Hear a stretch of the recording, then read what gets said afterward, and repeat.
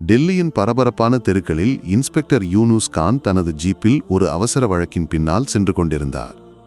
ஜமா மசூதிக்கு அருகிலுள்ள பரபரப்பான சாலையில் டிராஃபிக் சிக்னல்களில் வாகனங்கள் ஓடிக்கொண்டிருந்த நேரத்தில் ஜீப் மெதுவாக நகர்ந்தது.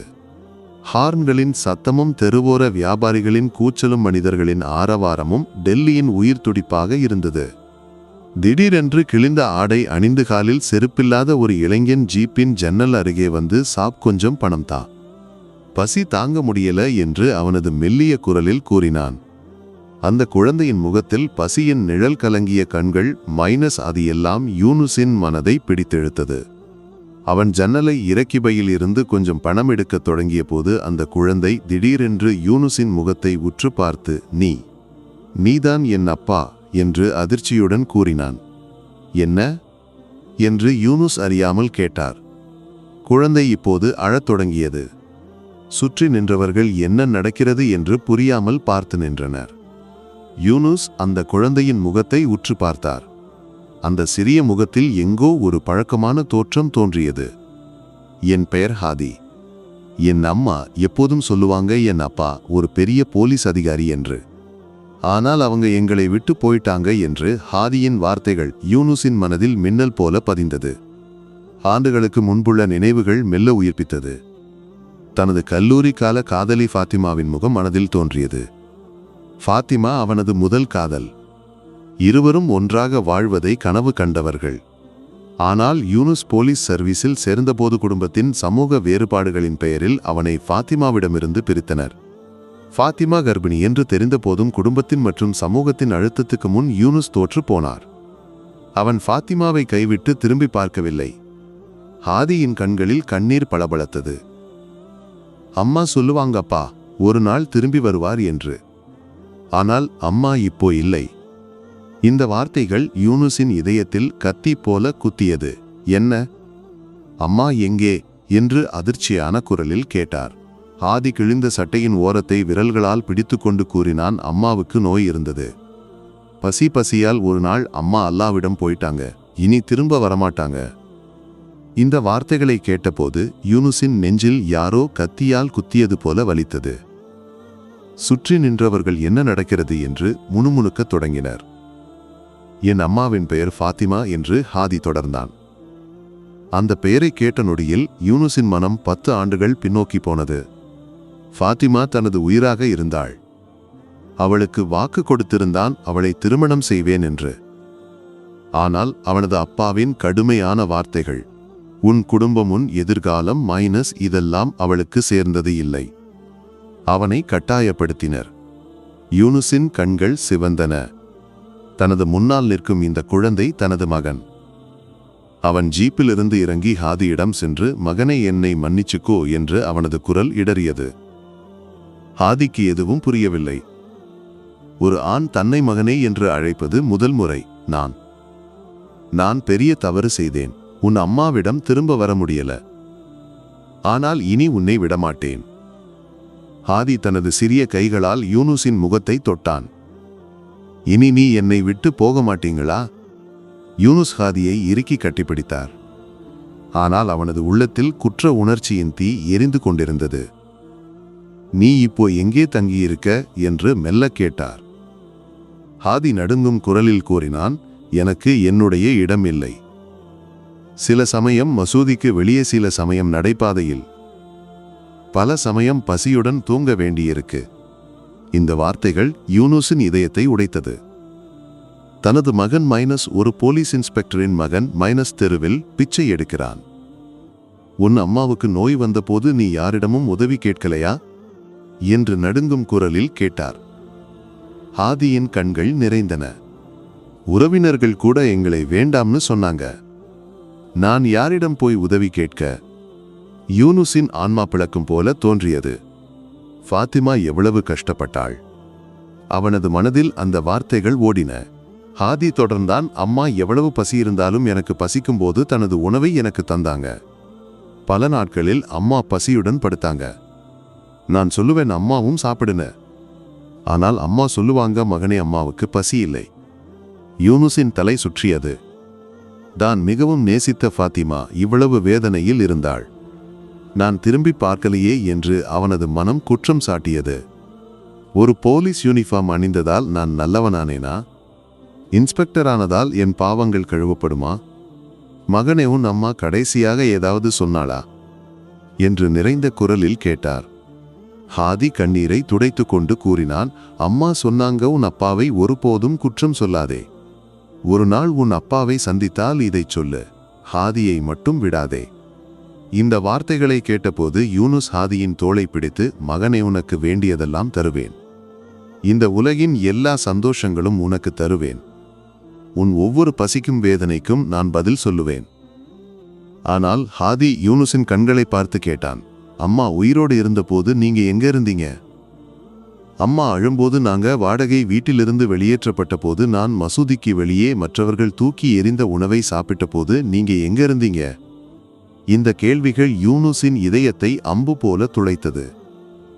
தனது மகனின் முன்னால் அவன் ஒரு இன்ஸ்பெக்டர் அல்ல, தனது இரத்தத்தை கைவிட்ட ஒரு குற்றவாளி மட்டுமே. மகனே, நான் ஒரு பாவி, ஆனால் இனி ஒரு தவறும் செய்ய மாட்டேன் என்று நடுங்கும் கைகளால் ஹாதியின் தலையை தொட்டார். ஹாதி கையை பிடித்துக்கொண்டு கூறினான், இது தவறோ குற்றமோ? சுற்றி நின்றவர்கள் முணுமுணுக்கத் தொடங்கினர். இன்ஸ்பெக்டர் சாபுக்கு இப்படி ஒரு நிலை, அந்த குழந்தையை தத்தெடுத்துக்கூடே. யூனுஸுக்கு முதல் முறையாக தனது யூனிஃபார்ம் ஒரு சுமையாக தோன்றியது. ஹாதி கண்ணீர் நிறைந்த கண்களுடன் கேட்டான், இப்போ என்னையும் கூட்டிக் கொண்டு போவீங்களா?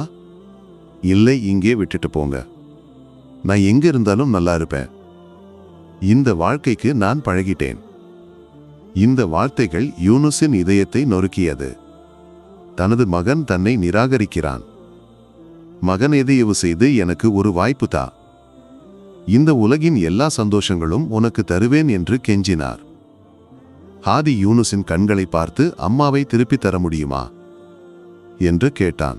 யூனுஸின் தொண்டை அடைத்தது, முகம் வெளிரியது. ஹாதி திரும்பி நடக்கத் தொடங்கினான். நான் என் அம்மாவை இழந்தேன். எனக்கு இனி இதெல்லாம் எதுக்கு? அவன் கூட்டத்தில் மெல்ல மறைந்தான். யூனுஸ் நின்று திகைத்தார். தனது மகன் தன்னை விட்டு போகிறான். மகனே, நான் ஒரு குற்றவாளி, ஆனால் என்னை தண்டிக்காதே. கடந்ததை மாற்ற முடியாது, ஆனால் உன் எதிர்காலத்தை மாற்ற முடியும் என்று தடுத்து கூறினார். ஆனால் ஹாதி திரும்பி பார்க்காமல் நடந்து போனான். கூட்டத்தில் மெல்ல அகன்றான். யூனுஸ் சுற்றும் பார்த்தார், ஆனால் ஹாதியை காணவில்லை. தெரு குழந்தைகளிடம் கேட்டார். ஒரு சிறிய பையன் கிழிந்த துணி அணிந்தவன் எங்கே போனான்? குழந்தைகள் பயத்துடன் தலையாட்டினர். யாருக்கும் எதுவும் தெரியவில்லை. இரவு தாமதமாக யூனுஸ் வீட்டுக்கு வந்தார். அவனது அறையிலுள்ள மெடல்களும் ட்ரோஃபிகளும் இப்போது ஒரு சுமையாக தோன்றியது. இதெல்லாம் சம்பாதித்து என்ன பயன்? என் மகன் என்னை நிராகரித்தானே. அவன் ஒரு பழைய புகைப்படத்தை தேடி எடுத்தார், ஃபாத்திமாவுடையது. அதை பார்த்தபோது அவனது கண்கள் நிறைந்தன. ஃபாத்திமா, என்னை மன்னிச்சுக்கோ. நான் உன்னையும் என் மகனையும் இழந்துட்டேன். திடீரென்று அவனது போனில் ஒரு மெசேஜ் வந்தது. சார், ஒரு குழந்தை நடைபாதையில் சுருண்டு விழுந்தது. ரொம்ப பலவீனமா இருக்கு. யூனுஸ் அதிர்ந்தார். ஹாதி. அதே சாரின் கூட இருந்த ஹாதிதான். யூனுஸ் ஒரு நொடி கூட வீணாக்காமல் ஜீப்பை ஸ்டார்ட் செய்து அங்கே சென்றார். அங்கே குளிரில் நடுங்கிமெல்லிய சட்டை மட்டும் அணிந்து ஹாதி சுருண்டு கிடந்தான். முகம் வெளிரி, உடல் குளிர்ந்திருந்தது. யூனுஸ் ஹாதியை மடியில் தூக்கினாடியை சோதித்தார். ஹாதிகன் திற மகனே, ஆனால் ஹாதி அசையவில்லை. சுற்றி நின்றவர்கள் கூறினர், சார், விரைவாக ஆஸ்பத்திரிக்கு கொண்டு போங்க. யூனுஸ் ஹாதியை காரில் ஏற்றி அருகிலுள்ள ஆஸ்பத்திரிக்கு விரைந்தார். ஹாதியின் குளிர்ந்த கைகள் அவனது கைகளில் குளிர்ச்சியாக இருந்தது. ஹாதி, உனக்கு ஒண்ணுமாகாது, நான் உன்னை விடமாட்டேன் என்று கண்ணீர் வடித்தார். அல்லாஹ்வே, என்ன தண்டனை வேணும்னாலும் எனக்கு தா, என் மகனை மட்டும் விடாதே. ஆஸ்பத்திரியில் டாக்டர் ஹாதியை பரிசோதித்தார். குழந்தை நாட்களாக பசியில் இருக்கு, உடல் ரொம்ப பலவீனம், நிலைமை தீவிரம். யூனுஸ் கெஞ்சினார், டாக்டரின் மகனை காப்பாத்துங்க. டாக்டர்கள் ஹாதிக்கு சிகிச்சை தொடர்ந்தனர். யூனுஸின் இரத்தம் கூட ஹாதிக்கு தேவையாக இருந்தது. இரத்தம் பொருந்தியது. யூனுஸ் ஸ்ட்ரெச்சரில் படுத்து அவனது இரத்தம் ஹாதியின் உடலுக்குள் ஓடியது. ஒரு தந்தை தனது மகனின் உயிரை தனது இரத்தத்தால் திரும்ப பிடிக்க முயற்சிக்கிறார். இரத்தம் கொடுத்த பிறகு ஹாதியின் இதய துடிப்பு நிலையானது. டாக்டர்கள் நிம்மதி பெருமூச்சு விட்டனர். ஆனால் ஹாதியின் கண்கள் மூடியிருந்தன. யூனுஸ் அவனருகில் உட்கார்ந்து, மகனே அப்பா, இனி ஒருபோதும் உன்னை தனியே விடமாட்டேன். திடீரென்று ஹாதியின் கை சற்று அசைந்தது. யூனுஸ் உற்சாகத்துடன் பார்த்தார். ஹாதியின் கண்கள் மெல்ல திறந்தன. அப்பா, இனி நீங்க என்னை விட்டு போக மாட்டீங்களா? யூனுஸ் கண்ணீர் பொழிந்தார். இல்லை மகனே, ஒருபோதும் இல்லை. நான் உன்னை என் உயிரை விட அதிகம் நேசிப்பேன். உன்னை விட்டு பிரிய மாட்டேன். ஹாதியின் கண்களிலிருந்து கண்ணீர் ஓடியது. அம்மா சொன்னாங்கப்பா திரும்பி வரணும்னு. ஆனால் அம்மா. யூனுஸ் ஹாதியை இறுக்கி பிடித்து அழுதார். மகனே, என்னை மன்னிச்சுக்கோ. ஆஸ்பத்திரி அறை அமைதியானது. ஹாதியின் சுவாசம் மெல்ல நின்றது. டாக்டர் வந்து ஹாதியின் நாடியை சோதித்தார். குழந்தை ரொம்ப பலவீனம். உடல் இரத்தத்தை ஏற்கலைனா ஆபத்து அதிகம். யூனுஸ் பயந்தார். டாக்டர் என்ன வேணும்னாலும் செய்யுங்க. என் மகனை விட்டு போக அனுமதிக்காதீங்க. திடீரென்று மானிட்டரில் இதய துடிப்பு மெதுவானது. ஹாதியின் கண்கள் மெல்ல மூடின. யூனுஸ் பதறினார். டாக்டரன் மகனை பாருங்க. அவன் ஒன்னும் பேசல. டாக்டர் விரைவாக நர்ஸ்களை அழைத்தனர். ஆக்சிஜன் லெவல் குறையுது. விரைவாக வெண்டிலேட்டர் பொருத்துங்க. ஹாதியை வெண்டிலேட்டருக்கு மாற்றினர். அவனது மெல்லிய உடல் இயந்திரங்களின் உதவியுடன் சுவாசித்தது. யூனுஸ் முட்டுக்குத்தி அழுதார். அல்லாஹ்வே, என் உயிரை எடுத்துக்கோ. என் மகனை மட்டும் விடாதே. ஹாதியின் முகத்தில் அந்த அப்பாவின் தோற்றம் இன்னும் இருந்தது. திடீரென்று அவனது கை சற்று அசைந்தது. யூனுஸ் விரைவாக அவனது கையை பிடித்தார். மகனே, அப்பா இங்கே இருக்கேன். ஹாதியின் இமைகள் மெல்ல திறந்தன. அப்பா முன்பே வந்திருந்தா? அவன் அந்த வார்த்தைகளை மீண்டும் கூறினான். ஆமா மகனே, நான் குற்றவாளி. உன்னையும் உன் அம்மாவையும் விட்டு போனது என் மிகப்பெரிய பாவம். எனக்கு இப்போ பயமா இருக்கு. மகன், தூங்காதே. என்னோட பேசி என்று யூனுஸ் கெஞ்சினார். ஆனால் ஹாதியின் இமைகள் மெல்ல மூடின. அவனது கைகள் மென்மையானது. மானிட்டரின் சத்தம் உரத்தானது. டாக்டர் பதறி அடித்து ஓடி வந்தார். யூனுஸ் ஹாதியை உலுக்கினார். மகனேகன் திற, உன் அப்பாவை நம்பலையா? டாக்டர்கள் கடைசி முயற்சியாக ஷாக் ட்ரீட்மெண்ட் கொடுத்தனர். ஹாதியின் நெஞ்சில் அழுத்தினர். ஆனால் மானிட்டரின் கோடு நேர்கோடாக தொடர்ந்தது. யூனுஸ் சுவரில் சாய்ந்து சோர்ந்து உட்கார்ந்தார். இல்லை, அல்லாஹுவே, என் மகனை திருப்பித்தா. டாக்டர் ஹாதியின் நாடியை மீண்டும் சோதித்து தலைகுனிந்தார். மன்னிச்சுக்கோங்க, நாங்க அதிகபட்சம் முயற்சி செய்தோம். ஆனால் அவனை காப்பாற்ற முடியல. யூனுஸ் உறைந்தார். டாக்டரின் காலரை பிடித்து, நீ போய் சொல்ற? என் மகன் உயிரோட இருக்கான். அவன் தள்ளாடி ஹாதியின் உயிரற்ற உடலருகில் உட்கார்ந்தார். ஒரு தடவை அப்பான்னு கூப்பிடு மகனே என்று அழுதார். ஆனால் ஹாதிக்கு இனி எதுவும் சொல்ல முடியாது. அப்பாவின் அன்புக்காக ஏங்கியவன் இந்த உலகத்தை விட்டு போனான். யூனுஸ் ஹாதியை மார்போடு சேர்த்து பிடித்தார். மகனே, நான் உன்னை இழந்துட்டேன். ஆஸ்பத்திரி அறை அமைதியானது. வெள்ளை போர்வையின் கீழ் ஹாதியின் குளிர்ந்த கைகளில் மானிட்டரின் நேர்கோட்டில் யூனுஸின் உடைந்த இதயத்தில் எல்லாம் அமைதி மட்டும்.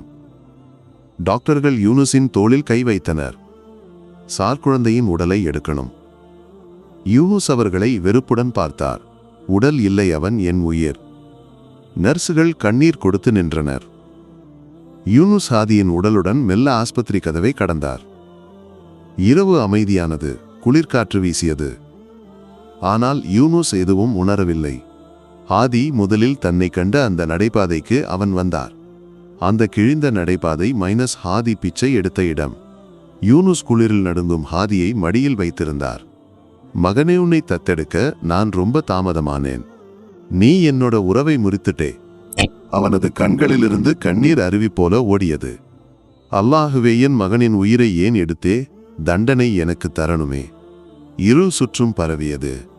யூனுஸ் ஹாதியின் உயிரற்ற உடலை மார்போடு சேர்த்து பிடித்தார். மகனே, உன் அப்பா உன்னை விடமாட்டேன். இனி நீ எங்க போனாலும் நான் உன் கூட இருப்பேன். திடீரென்று ஒரு போலீஸ்கார் வந்து நின்றான். நீங்க இங்கே இந்த குழந்தையோட? யூனுஸ் அவனை வெறுப்புடன் பார்த்தார். என் மகன் போயிட்டான். இனி அவன் திரும்ப வரமாட்டான். கான்ஸ்டபிளின் கண்களும் நிறைந்தன. சாரவனை ஆஸ்பத்திரிக்கு. யூனுஸ் தலையாட்டினார். இனி ஆஸ்பத்திரிக்கு கொண்டு போய் என்ன பயன்? உயிரோட இருக்கும்போது நான் ஒன்றும் செய்ய முடியல. இனி என்ன செய்ய? அப்போது மசூதிக்கு வெளியே உட்கார்ந்திருந்த ஒரு வயதானவர் மெல்ல யூனுஸிடம் வந்தார். அவர் அவனது தோளை தொட்டு, மகனே, அல்லாஹு உனக்கு ஒரு வாய்ப்பு கொடுத்திருந்தான். ஆனால் நீ என்ன செய்ற என்றார். யூனுஸ் துயரத்துடன் அவரை பார்த்து, என்ன வாய்ப்பு? எல்லாம் முடிஞ்சு போச்சு, என் கையில் இனி ஒன்றும் இல்லை என்றார். வயதானவர் கூறினார், உன் மகன் போயிட்டான். ஆனால் இந்த இருளில் எத்தனை ஹாதிகள் தனியாக கஷ்டப்படுறாங்கன்னு உனக்கு தெரியுமா? உன் ஹாதி போல வேற யாரும் அனாதை ஆகக்கூடாதுன்னு உனக்கு தோணலையா? இந்த வார்த்தைகள் யூனுஸின் மனதில் ஒரு உத்வேகத்தை உருவாக்கியது. தொலைவில் ஒரு ஹோட்டலுக்கு வெளியே சில குழந்தைகள் பாத்திரங்கள் கழுவுகின்றனர். சிலர் குளிரில் சுருண்டு தூங்குகின்றனர். ஹாதி போல அவர்களுக்கும் ஒரு இடம் கிடைக்கவில்லை. யூனுஸ் முடிவு செய்தார், தனது மகன் போன்ற மற்ற குழந்தைகளை காப்பாற்றவர்களுக்கு ஒரு வாழ்க்கை கொடுக்கதான் ஒரு சக்தியாக இருப்பேன்.